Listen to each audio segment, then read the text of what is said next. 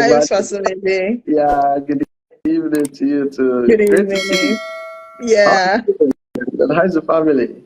everyone is fine. The They're boys were going to school grumbling. and They the didn't want of to go the upstairs. They're like, we want to stay and play. I said, man, you're going to school. You need to go and sleep now. Go now. yeah, basically, right? Yeah.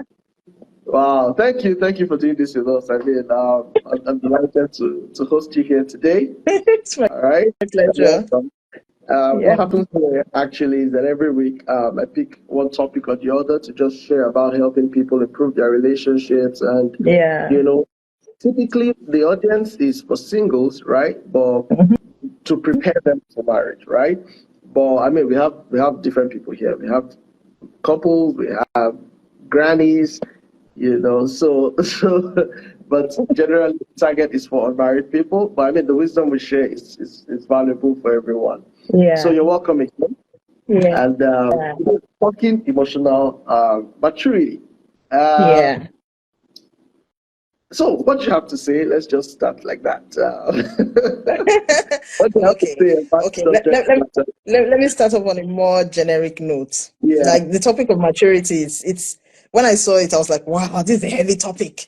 You have to prepare for it because even those that are in their 50s don't entirely feel mature because maturity is not a thing that's associated with age per se. There are Yeah. different kinds of maturity. We all know that there are like minimum three types of maturity. The mental maturity, physical maturity, and emotional maturity. So I have seen people who are 58 and even 60 who do not behave mature. Oh You yeah. understand? So it's Yeah. not a function of maybe the older you get, the more mature you become. It doesn't always work. There are a lot of people in grown bodies, a lot of children in grown bodies. They are not mature. They think they are mature. They think maturity is because they have hit 40 or they've gotten to a certain age that they are mature, but they are not. I've seen a lot of people in their 20s that are more mature than those in their 50s. Yeah. So you have to understand what maturity really is to be able to know or identify if you can consider yourself as mature, because not everybody is mature. Not everybody that looks a certain way or dresses a certain way or even talks a certain way is actually mature. I There's this agree funny with thing this. in Mhm. there's a funny thing in the book of Proverbs. He says, when a fool keeps quiet, It's just he's considered wise. You understand? So sometimes even your packaging can give you the impression of being mature, but you really aren't.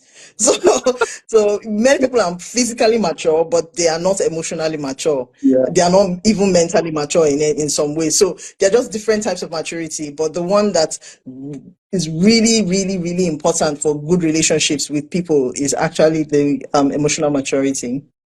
So true. Yeah, yeah. Thank you so much for that intro.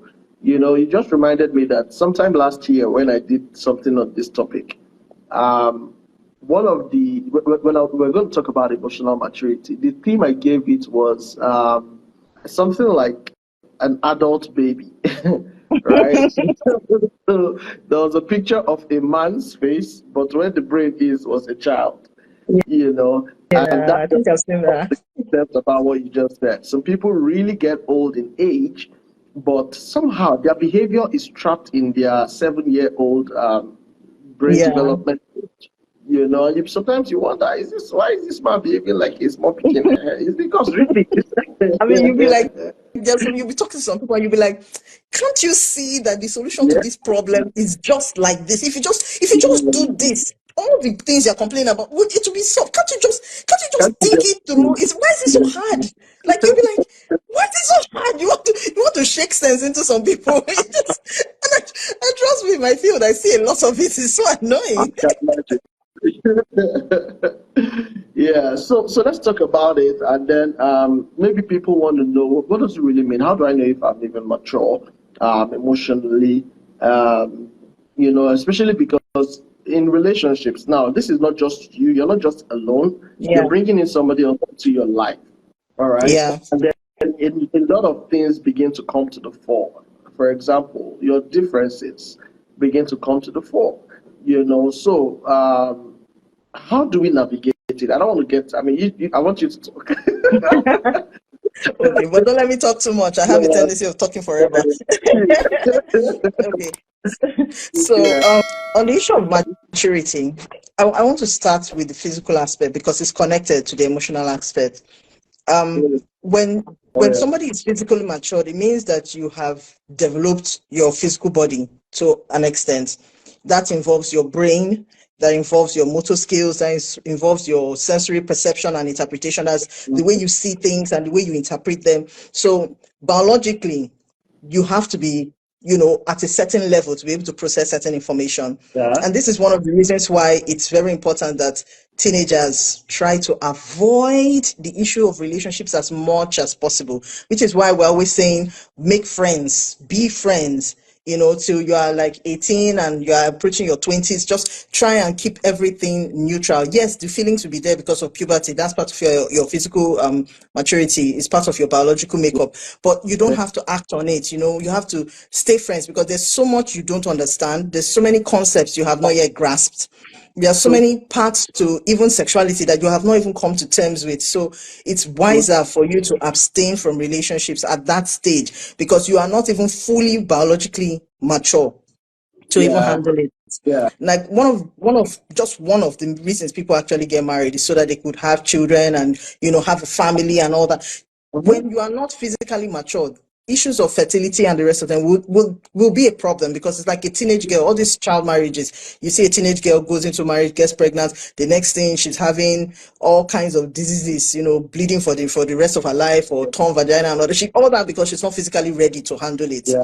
And then you see children giving birth to children at an early age, and some it's okay, we're not judging anybody, but it's just that it will be easier on your body and as a person to wait till you are physically there True. before you start talking about relationship and adding True. that element to the mix of everything. So So true. once you have physically gotten there, although research says that you are physically fully formed, that's your height, your strength, your stamina, your weight, everything is fully composed as of the age of 20 by 28. But if you are like 18 and you're already getting to a point where you understand yourself, well, that's part of, I'm coming to emotional maturity. I know what I'm coming there.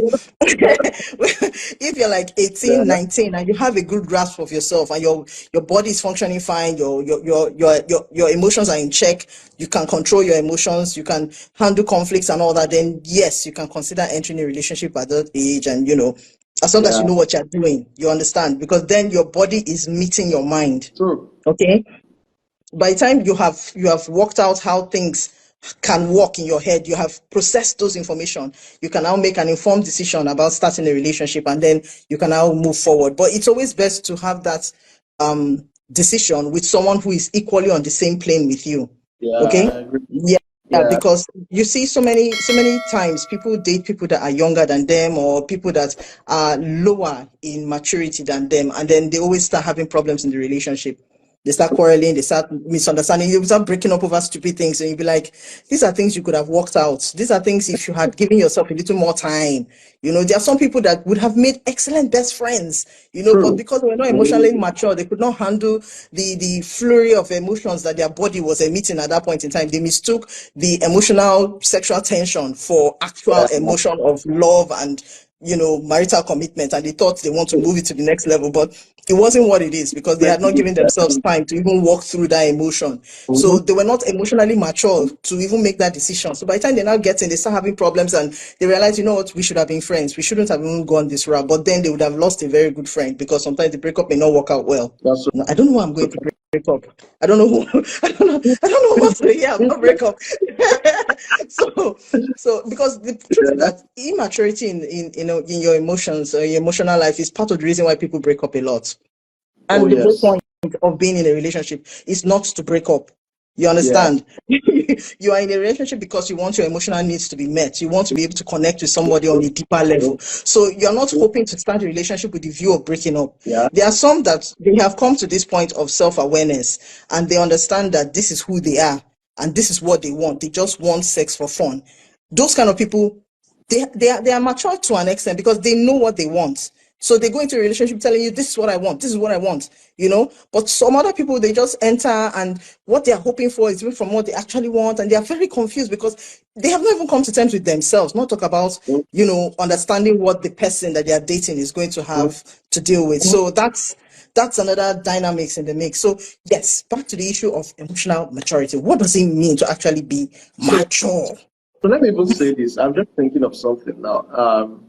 I'm thinking you should take your time. All right. I recall you said that next week your schedule is free. So don't I, rush. I don't know if I have the peace of mind to have the conversation. So don't rush. Don't rush. All right.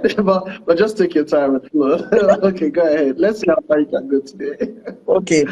Yeah. So for the issue of emotional maturity, what does it really mean to be emotionally mature?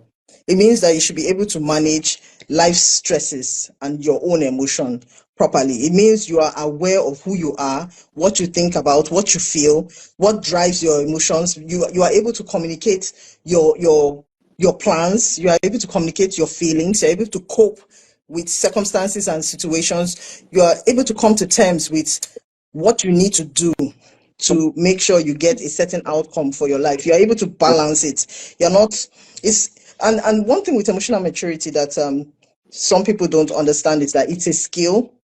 Oh It's not yeah. something you're born with. Yeah, Oh it's yeah. a skill. It's not something you're born with. It's something that can come about based on a number of factors like your genetics, the environment, your childhood experiences. Different things can contribute to you becoming emotionally mature. Like some people can go through the same circumstance, but not all of them will come out emotionally mature. Why? Because of how they chose to respond to it. So That's how right. you choose to respond to your circumstance is also part of the journey of being emotionally mature. And there are different things that you can use to, I don't know, call it things or signs that you can, I don't know, call it signs. There are different characteristics, Yeah. traits that you can use to know that you are getting there, you know. For Yeah. instance, let me give this weird example. Somebody can be young and might be thrown into a family dynamics where they are responsible for their siblings. And somebody will see it as, she's carrying a family on her head. She does not have a life. But that person is building maturity because in being responsible for your family, and I'm talking about environmental factors that force you into maturity now. Yeah. In being responsible for your family, you find out that you become more empathetic towards your parents, how they are feeling, what they are going through, how they are unable to manage their own circumstance that they have created, and how you can help because it's not your place to help, but because you are caring of what your parents are going through, you are willing to go the extra mile to help them That's by so true. providing one way or the other. So in that way, you are building maturity through that experience. So while people will be laughing at you, you don't have time to go clubbing, you don't have time to go and hang out, you don't have time to do anything because you're so family focused. You are learning different skills that can become useful to you in the future. They're called soft skills. So with that, you're building that circumstance is forcing you to build a soft skill that can become marketable in your future So because you are learning how to be more concerned about the needs of others. You're putting other people's needs ahead of yours. that's right. So what should seem like a disadvantage that you don't have time to go into the dating world to meet people and all that is now an advantage because it has created in you a deep sense of empathy for people and what they are going through, and you are beginning to see yourself as a problem solver because you want to go and make a difference. You want to do something more than just be an observer. You understand? So That's right. that circumstance creates in you that level of emotional maturity, and that's a very very clear way to build on that skill. Like I said, it's not something you get over time. It's not something you build in the rush. It's not something it takes time to build emotional maturity. Yeah. And the best time to start is when you're young. Oh. Actually, the best time to start is when you're young.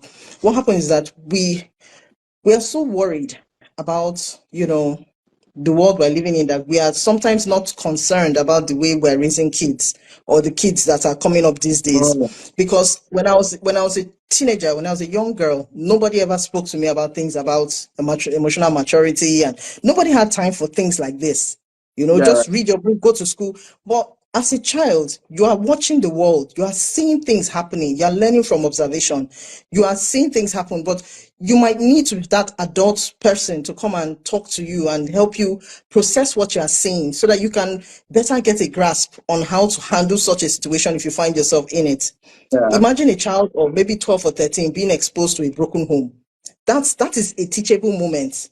That is a yes. teachable moment, because if there is an adult that can talk to the child about the challenges their parents are facing and how the parents could have handled it differently so that the child knows better when they enter a similar circumstance, then it just changes the dynamics for that child. And immediately the child begins to think differently.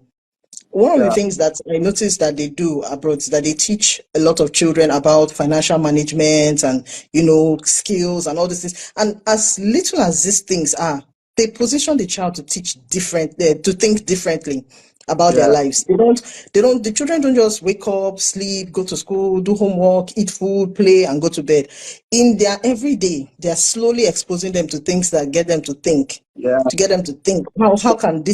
how can I improve myself in this area? How can I, and before you look, they're beginning to take into account certain things, you know? Mhm. I'm trying to remember. There was something that happened today. There was a question my son asked me today, and in my mind, I was like, wow, I wasn't even thinking of that when I was his age. Like, I was cooking, and there was something we're discussing, and I was like, okay, so when I'm old enough, can I, I was like, wow, so his head is already going there. He's not even 15.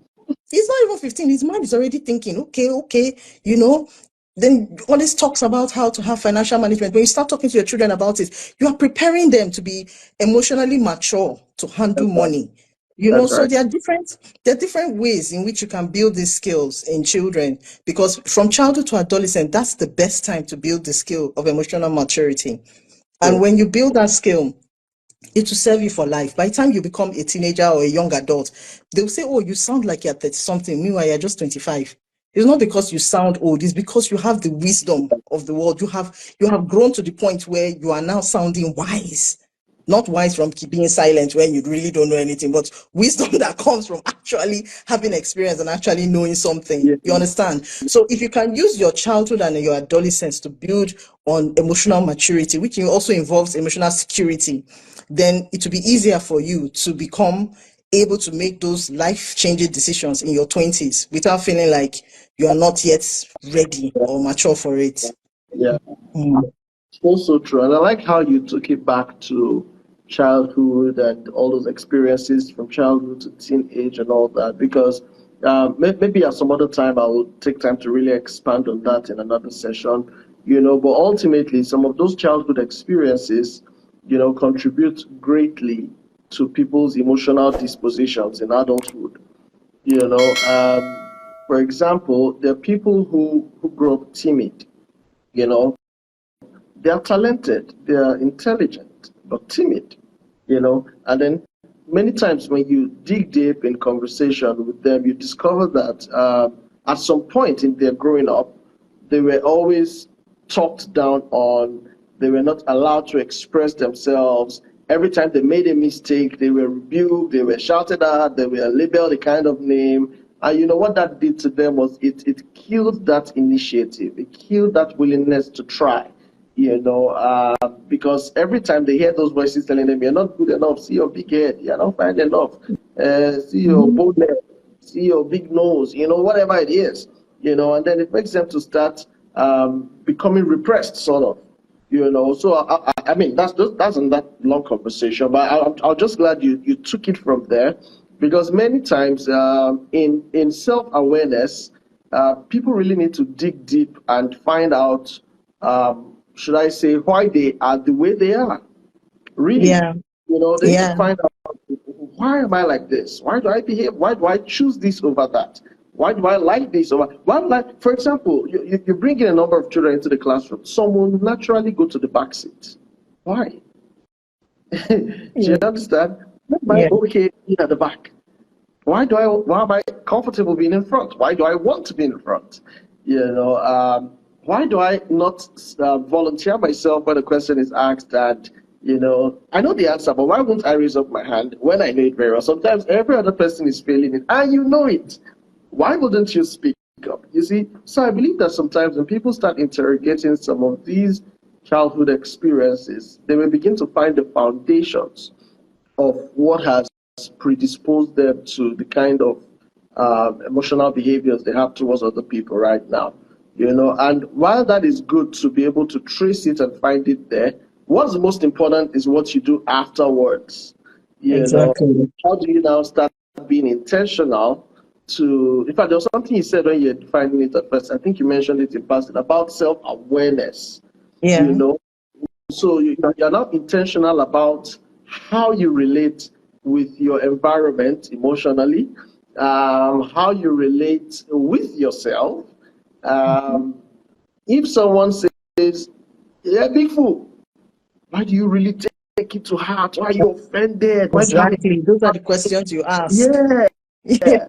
you know? Or why don't you just say, this is how I'm talking to self, is it me? I resemble food. I'm like, Exactly. you know? Exactly. So go ahead. Okay. If Yeah, you, a huge part of emotional maturity has to come from what I call introspection. So, of course, when in my teenage years, I was fond of doing this thing. I like reading a lot. So I was reading books like Why You Act the Way You Do, different books that talk about personality, habits, and all that. I would go online, I would do tests, all these different funny tests. How do you behave, or how do you classify yourself? It's one of the reasons why many people are drawn to horoscope. Besides the prediction part, they want to see themselves. They want to see an amalgamation of themselves in something. But when you dig deep into yourself, when you face a circumstance like these days, I do it a lot. When something happens, you could catch me staring away 5 minutes after, and you're asking me, "And why are you okay?" I'm not lost. yeah, I am lost in thought, thinking about what happened and asking myself the question, what could I have done differently? Did I act the way I should have acted? By the time you introspect on your attitude, your mindset, your speech, you are very mindful and careful of everything you say and do. You become more mature in how you open your mouth and say things. Because when we talked about being empathetic, we're talking about caring for how people feel. oh, yeah, Being compassionate towards where people are, putting yourself in people's shoes, and then you start to reflect: how did my action affect this person? Is this something that would hurt this person? If I were in this person's shoes, would I have felt okay if somebody did this to me while I was angry? And then you now have a better way of approaching the matter. You could be angry, you could lash out in anger and misbehave, and then go back and think about it and say, you know what, I shouldn't have reacted that way. That was wrong of me. What could I have done differently? I could have calmly calmed myself down. I could have talked through the matter, or I shouldn't have said anything at that point in time. I should have given myself time to blow over before making any decision. You can go back and meet the person and say, I'm sorry. Just being able to admit yeah, that what you did was wrong is also a sign of emotional maturity. oh, yeah, just being able to just being able to look back and say, okay, this thing I did, this action of mine affected you this way, and I didn't intend to hurt you, and I'm very sorry. It's taking responsibility for that oh, act. That is a sign of emotional maturity. yeah, Also, being how do I explain this? Being open-minded, being willing to see things from people. Is okay to disagree. There's this saying is it's it's okay to let's agree to disagree. I think that's the saying. Let's agree to disagree. It's okay to not be on the same page with somebody, but that doesn't mean you should shut the person down and say what the person is saying does not have value. The person is yeah, speaking from their point of view. One thing with emotional maturity is that sometimes you have to be willing to put yourself on the back seat and let other people have their say, see things from other people's point of view. Just let them say what they need to say. Give room for self-expression. That's being flexible, being secure in yourself, knowing that your validation does not come from what people say or what people do. It comes from who you are or who you think you are on the inside. You understand? yeah, By the time you have a clear grasp of who you are, why you do what you do, how you respond, how you can improve. In fact, when you even know your weaknesses, the parts of you that are not good, yeah, it becomes easier for you to dig deep and go and find solutions on how to become better yeah, at those things. There were times where I used to be very scared, but I found out that some of the things I was scared about, if you do not make a move, if you don't take a step, nothing will change. You true, want so much for yourself, but you don't want to take that step until you break out of that cocoon of fear and take that step. Nothing will happen. We have so many dreams, so many ambitions, but we are not willing to admit to ourselves what is it about taking that step that actually scares true, us. By the time you come to terms with that, you are able to make decisions that will have lifelong impact on your life because true, you have judged the matter critically. You have examined yourself, you have examined the situation, and you have decided, okay, this is the course that needs to be taken. yeah, Even if it's painful, even if it does not bring the outcome you were hoping for, like a million people worshiping at your feet, even if that's not what happens for you, at least you would have bagged a little courage to be able to face the next challenge that comes ahead. And that's you being emotionally mature. You are owning your emotions. You are admitting that I'm scared, but I'm going to be courageous. I'm going to be bold. I'm going to try, even though I'm afraid. It's okay to be scared. It's okay to be not okay sometimes, but you have to know that you can't sit down there forever. The Yeah. ability to not let despair get the best of you Mm. when life is rough is also a sign of emotional maturity. You've got to Yeah. be able to hold yourself accountable and say, look, I am able to weather this storm. I'm able to resolve this problem. I'm able to solve this conflict. I'm able to find Yeah. solution where there needs to be solution. And if there is no solution, I'm able to admit that I've messed up and see my mistakes as a learning point. It's not saying I've messed up and then you get forgiveness and you repeat it again and you get forgiveness. No, it's not about repeating your mistakes. It's about learning from it and never doing it again. Finding out what you need to do differently and doing it. In that Yeah. way, you be seen as someone who has grown emotionally, because we are conquering all your little giants one by one. You're conquering all your weaknesses one by one, to the point where you get to a point and you're like, you know what, those things that used to scare me no more. I'm done with them. I'm no longer that person. You can actually see a change in your life. Why? Because you have become more mature and True. you have a better grasp of your emotions and you can handle things better. So true. So true. I was just about to bring it to paint a few scenarios in relationships, but then there's a question that came in, and I'll just like to read it and hear your take on it. Now, this person says, when I get insulted by random people, it's of no effect on me. But when I get insulted or get in a quarrel with someone close to me, like my wife, I find myself shutting down and unwilling to carry on with anything else. Okay, so is that even a question now or just sharing? Just sharing, just Yeah, sharing. yeah. It hurts. It So what's hurts that? when the people you are supposed to be, the people in your life who you are supposed to, because there's something called how do I call it? It's called a secure Attachment. attachment. Everybody needs a form of secure attachment in their lives. If you come from a good home, your attachment is most likely going to be your parents, because they are your foundation. They are your safe place where you Yeah. can always go and ask questions and get validation. If you didn't have it growing up, you can always have it in life. You can have it with your spouse. So when those kind of people where you are supposed to have that secure attachment say these things and it comes across as hurting your feelings, you have a right to feel offended. It's okay to feel disappointed. Emotional maturity determines that rather than just feeling bad and shutting down, you confront her about it. You say, "Hi, my wife, we need to talk about something." You don't have to do it immediately you're feeling it. You can give it some time, a few days, a few hours, a few weeks, just give it some time until you have processed your feelings, process what you intend to say. Don't just in that heat of the moment say, "You're always shutting me down, you're always talking down to me, you always," no, no, no, no, no, not in that moment. If you know in that moment you have no sure thing to say that will not be a problem or a harm to another person, then you should keep it down, walk through your emotions, walk through what you're feeling. What is it about what she said that hurts you? Is it because you believe it to be true? Or is it because it's Mm, her that is saying it? Because she's supposed to be your encourager and your point of security. When you have processed what it is about the insult that comes from those you trust that it hurts you, then you can now meet them and say, "See, I need to talk to you about this. There's something you do.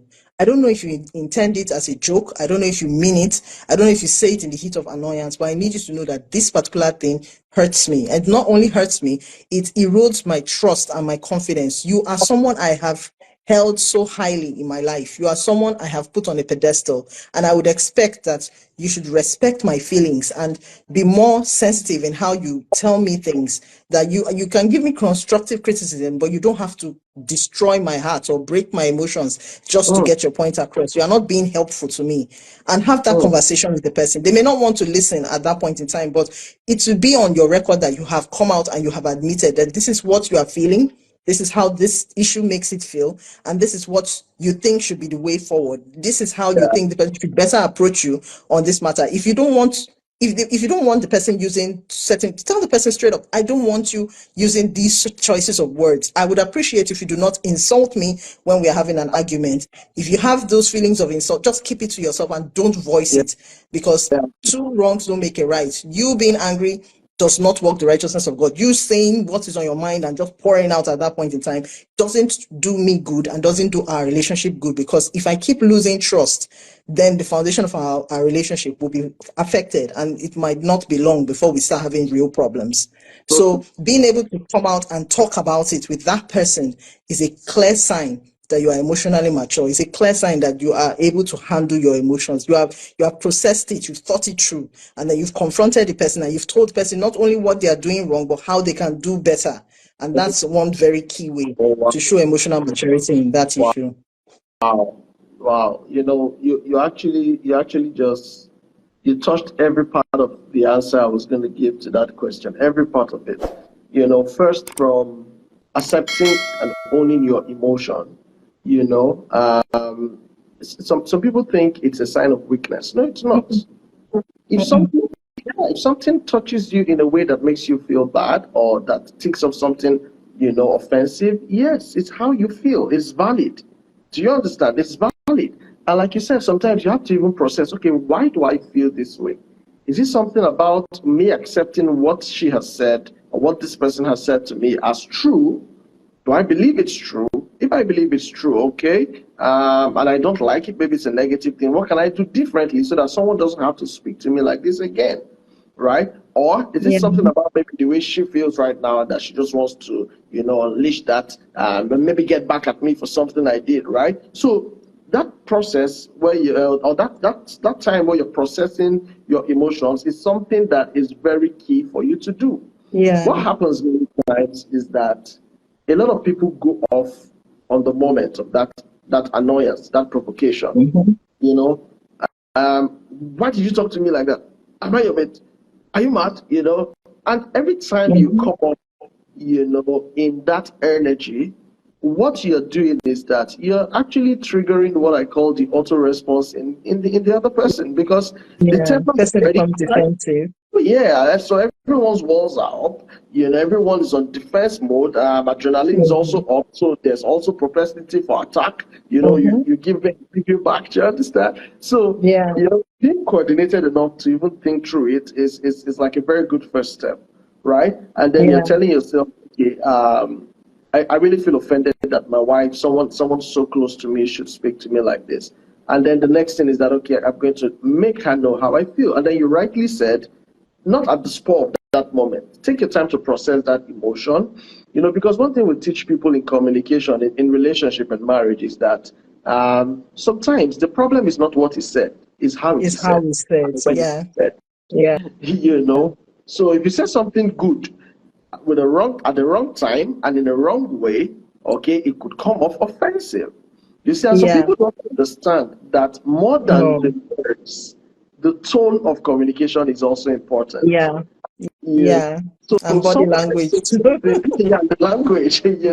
So someone can say something that is supposed to be harmless, but with a harsh Yeah. tone, and then the Yeah. receiver takes offense.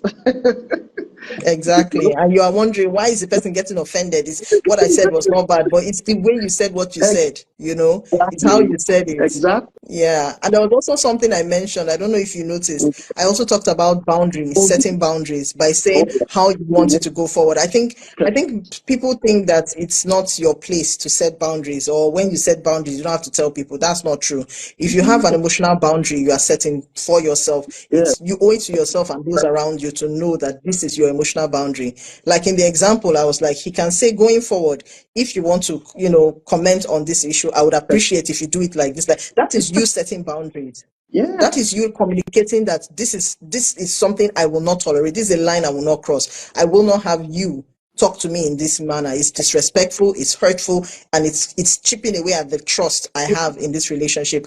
This is the boundary I'm setting. This is not it's not agreed. We're not having this in our communication, and that's the boundary that needs to be set in that moment. That's also part of emotional maturity, being able to set boundaries and communicate them Yeah. properly to the Yeah. next person so that they understand where you are coming from. That's so spot on. That's so spot on, really. So you see, I like this point you just made, because what happens many times, people say things like, "I don't like the way you spoke to me. Don't talk to me like that again." No. Beyond that, you also help your partner when you're telling them, "I would prefer, I would love, I would appreciate if you would speak to me in this other way." or if you would avoid talking to me or behaving in this particular way, because this is how it makes me feel. And every time I feel like that, it hurts my openness to you. It hurts the friendship. Yeah. You know, Yeah. it's important you're able to communicate like that, not just telling your partner what you don't like or what is wrong in their action, but how you would rather be treated.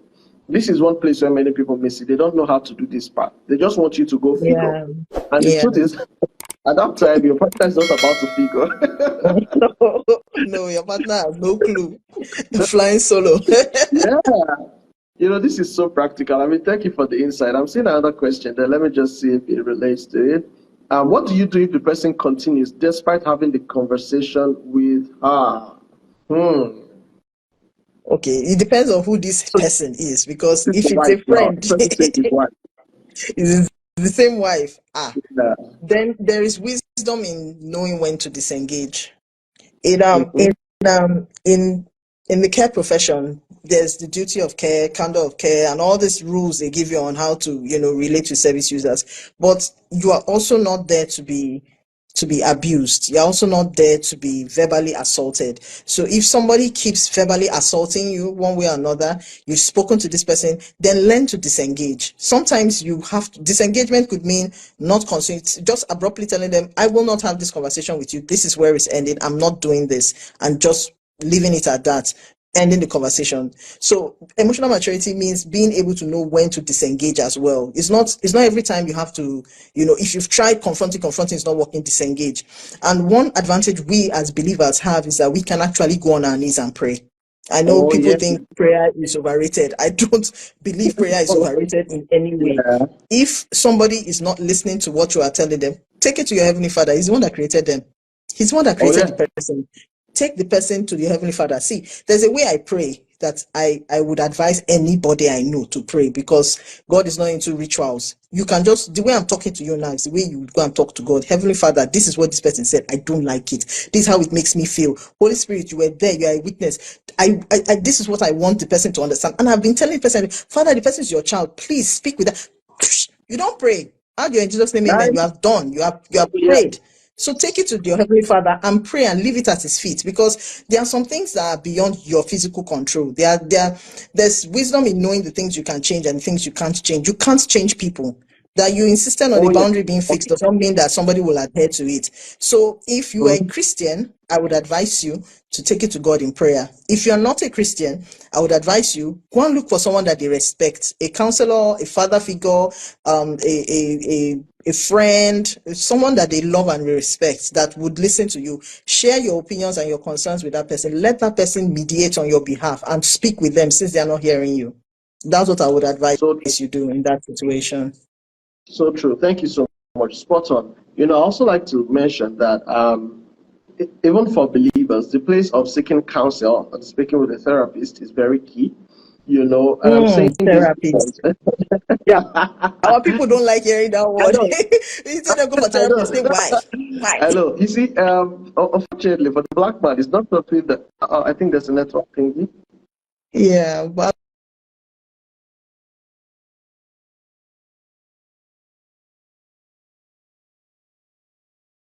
Oh, okay, let's wait a bit. I think maybe a call tried to come in and okay. touched her network. I can hear you though. Okay, for a bit you were frozen. I think there was a network thingy there. So Yeah. you want to say what you were saying? Could you go No, right? no, no. No, I say I can hear you. I can hear you loud and clear. Oh, okay.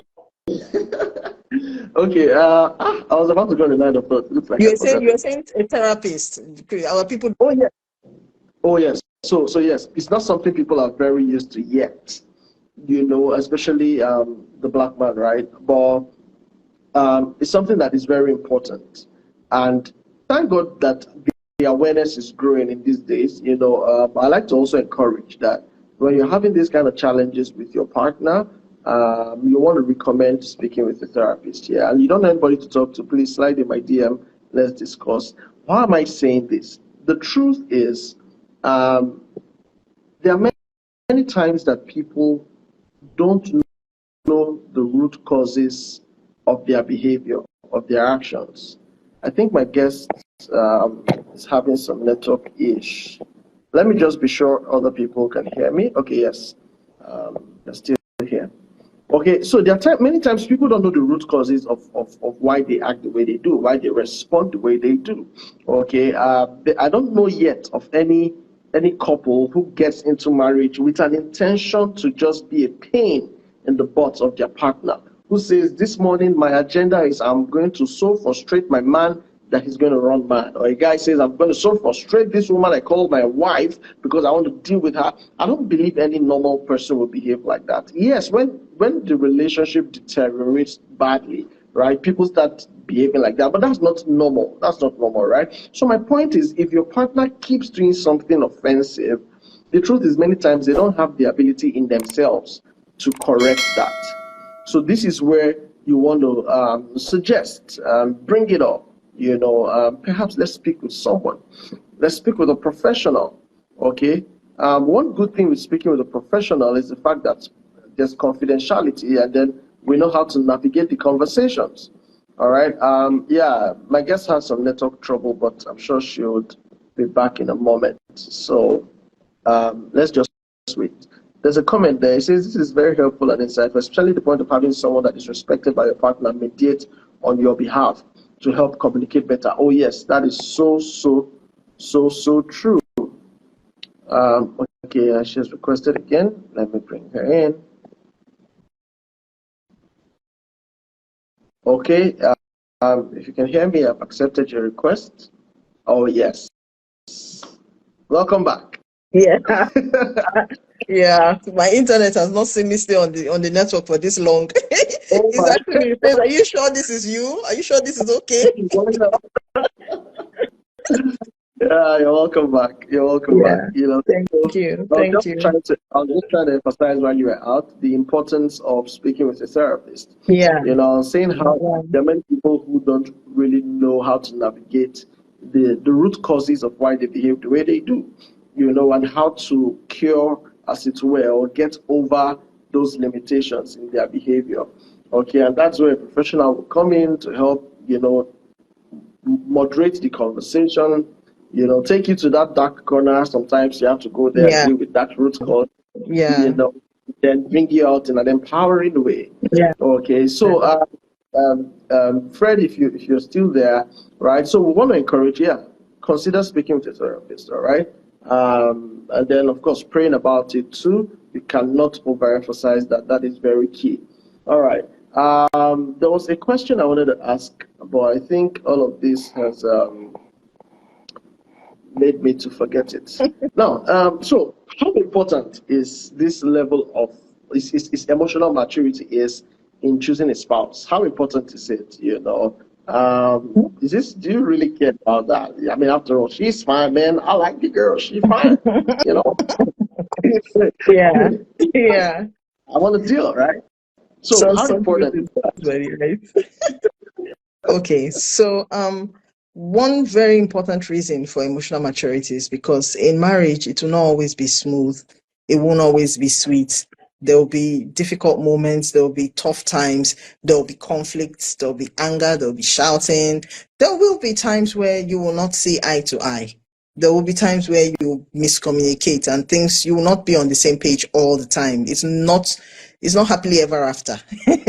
Let's put it like that. Yes, marriage is not happily ever after. Marriage is a lot of work. It is. As fun as it is, it's a lot of work as well. So it's very important because when you have emotional maturity, you are more likely to stick it out and get to the end. You're more likely to deal with difficult situations together. If you don't have emotional maturity, chances are that at some point you'll be like, you know what, what's the point? What am I even fighting for? There are many fishes in the sea. I'm done. You have a quitters mentality. But when you Yeah. have that emotional maturity, that fortitude, you'll be able to, dissect problems and see the root causes, deal with it, and be able to move forward. When you hear people having 36 years marriage or 40 something years marriage, it's not because they are the best of individuals. They just know how to walk through their issues.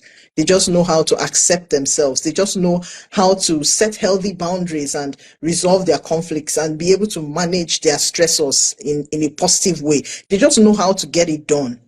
Okay, and that's emotional maturity now becomes an armor that guides them in the relationship. So if you marry someone who is not emotionally mature, you always have issues, you always have conflict, and you always be asking yourself, why are we together? You always be questioning that decision, because it's like one person is smart and the other one isn't, or one person is wise and the other one isn't. There will always be that imbalance and that disparity. So it's always good to marry someone who is on the same emotional maturity level with you, or at least you guys can grow together in emotional maturity. You are willing to learn what it takes to be better at being emotionally mature, and you are willing to walk through that journey together.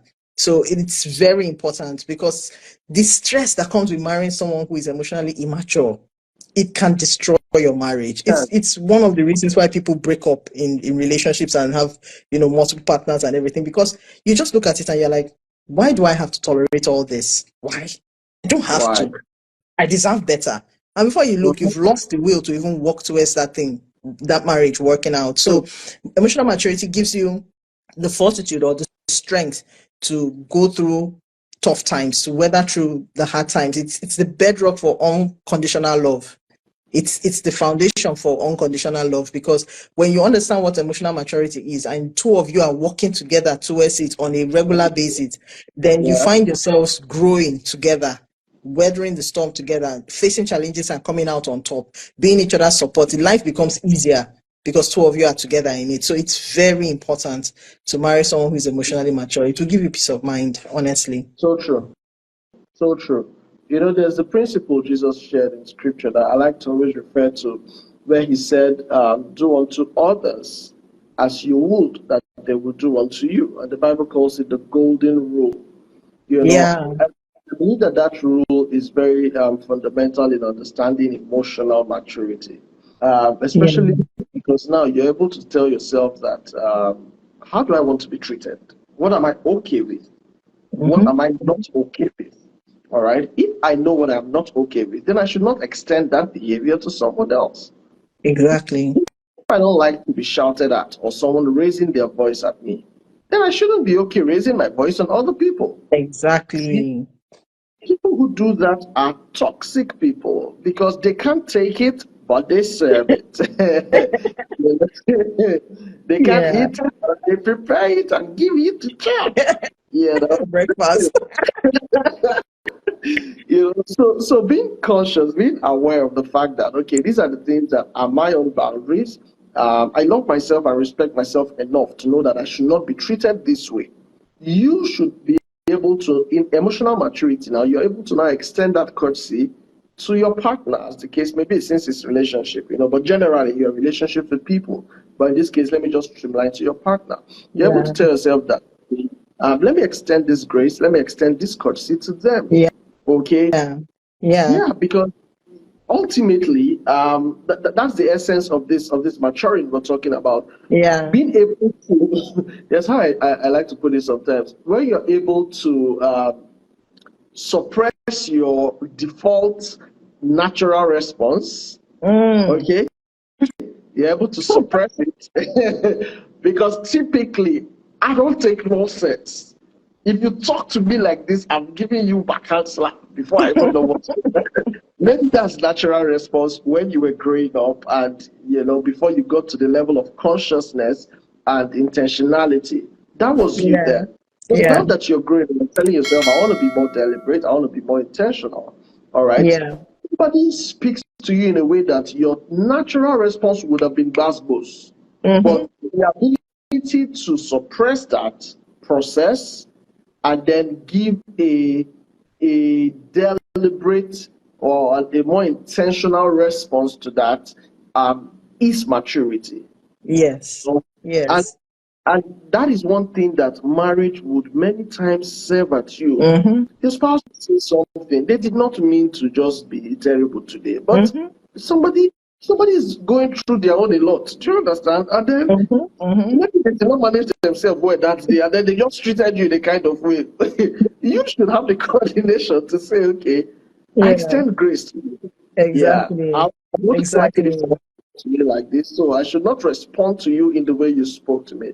I should be able to receive that, right, and Mm-hmm. then still speak to you gracefully, because ultimately in this relationship, we want to be in sync. We want to be at Yeah, peace. exactly. You know, not the way we tell Exactly. people to do. Mhm. We to begin with wahala. You understand? You Yeah, know, so that thing about being able to not give your first yeah, response, your typical yeah, default response, is you saying to yourself that, okay, I have to be intentional, and that's maturity speaking. yeah, Okay, and being able to extend grace to your partner, and you see, it's just beautiful when both of you are on the same page, on the same yeah, frequency. yeah, You have this understanding. All right. It will be a problem. But let me just ask this one before I close because already about our time. I yeah. like to do this. I've heard people say things like, my wife can never apologize, Mm. or my husband can never apologize. Okay. I don't want to keep it as a gender thing because I know there's one direction that this. My wife, I kept quiet. I quickly send my husband back so that we balance it, right? So, ultimately, what people don't know is it's a human thing. It's Yeah, not really a gender. yeah. What do you have to say about that? For the person who is saying that, okay, my partner does not know how to say I'm sorry, or Yeah. how do you manage that, or how do you walk through that, basically? Okay. It means the person has not come to terms with the importance of communicating their feelings or acknowledging other people's feelings. It means they have not grown in that regard. Because when you love somebody, like you genuinely love somebody, you can't Yeah. stand them being offended. You can't stand them Mm, being hurt. So you would want to smooth things over. I know some people don't know how to use the words. They don't know how to say I am sorry. So they want to be doing other things. But you see, love languages, one of them is words of affirmation. Sometimes you need to open your mouth and actually say it. yeah. You do. You Yeah. do. For some people, no matter how difficult it is to apologize, the first thing you should ask yourself is this person important to me? How highly do I hold this person? How Mm-hmm. important is this person to me? As in, if you can be truthful with yourself of how much you love and care for this person, then apology should come easy, because the last thing you want to do is hurt someone you love. The Oh last my. thing So you do is the last thing you want to do, because you will not be at peace. In marriage, let me not say in relationship, in marriage, the two have become one. that's right. How can you hurt yourself and be okay Be with it? okay with that. Yeah. You Mm, can't be. In relationship, oh, you're like, oh, we're in it to have fun, we're in it for different reasons. But if you are in it with marriage as a long-term goal, then it means this person is that precious enough to you to want to spend the rest of your life with. That alone is important enough for you to put your own pride aside. Remember, I said emotional maturity is about recognizing how you feel, being able to communicate it, being able to share that feeling, oh yeah. being able to identify it and communicate it. So if you know you have offended somebody, you should be able to acknowledge within yourself that you need to apologize to that Yeah. person. Yeah. You're suddenly coming and trying to, no, you need to verbally admit that you have hurt this person. You need to be able to come to terms with it. And if you cannot see it and do it in yourself, then we hope you'll be able to learn from your partner's own experience. Because if you are not apologizing and your partner is always apologizing, your own conscience should prick you that something's wrong with you. Unfortunately, Because some you people cannot, yes, you cannot watch your partner constantly model the right behavior, apologizing to you when they offend you, and then you offend them, you offended them, you now buy you and say, take, that's my apology. Like, guy, serious. When you were offending me, was it suya that you used to offend me? Do you understand? Like, be real. Be real. Come and tell me. The same way you offended me with your mouth and with your actions, come yeah. with your words and with your actions and make apology. Because I mean that much to you. Yeah. Because True. in not being able to apologize, you are indirectly telling the person that the person is not that important to you. The person doesn't hold weight in your life. And that's hurtful in itself. That will not help. Remember, I said emotional maturity is what will help your relationship work. It's what will keep you guys through thick and thin. You can't duke it out to somebody that cannot even say I'm sorry when they are wrong. Like Hmm. you will lose the momentum, you will lose the passion and the desire to do it. So the true. best way the best way to get someone to acknowledge they're wrong is you model what they need to see, model the right behavior. So But you are not responsible for the person changing. You cannot change true. anybody. You can only be who you are. Yeah. That's why I said, What's if up? anybody is misbehaving, report them to their creator. As Mm-hmm. in, you can only report them to their creator or somebody that can speak to them. Yeah. You cannot change them. You can only be the best version of yourself that you can be. Awesome. But that the person has a problem in this area means you should speak with the person and tell the person, this is a problem you have. And I would appreciate if you try to work towards it.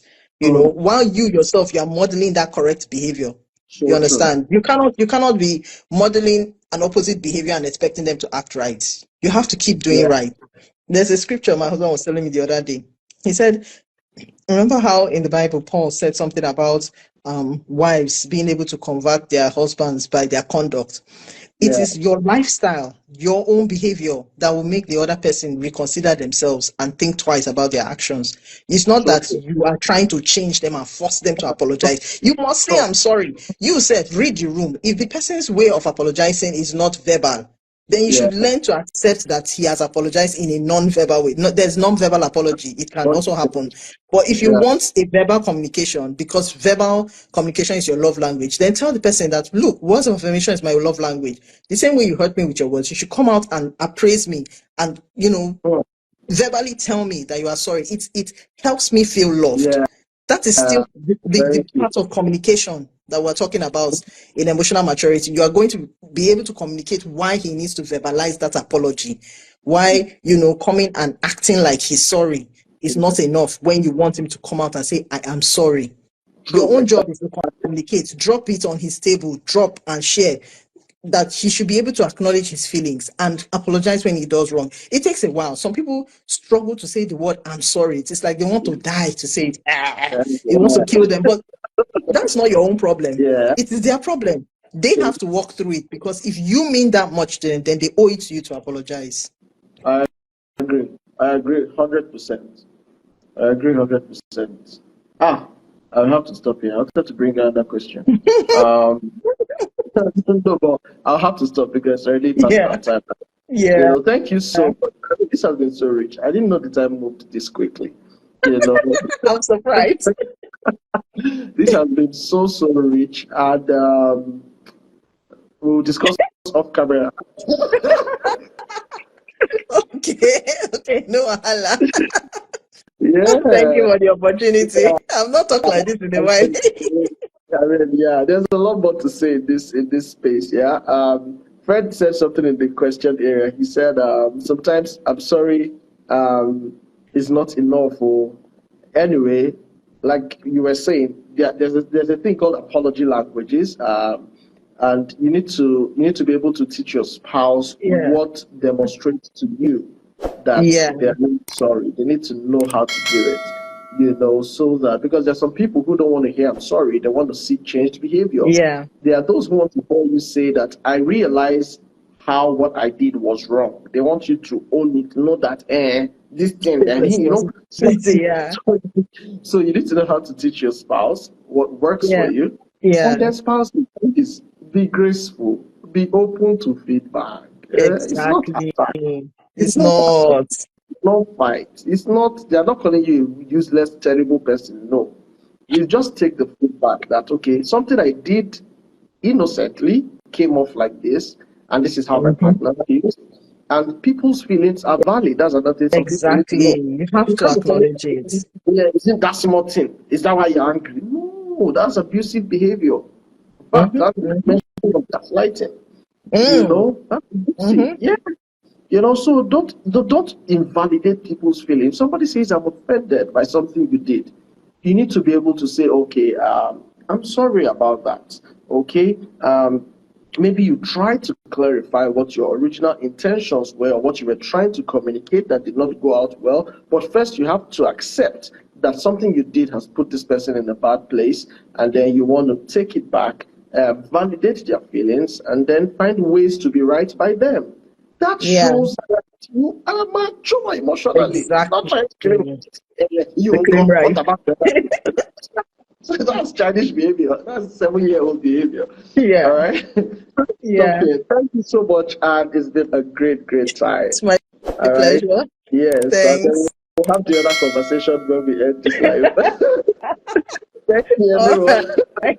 All right. Thank you, Thank you, everyone. everyone, for tuning in. All my Yeah, this is people, a I saw great some one. of you. Oh, yeah. Thank you.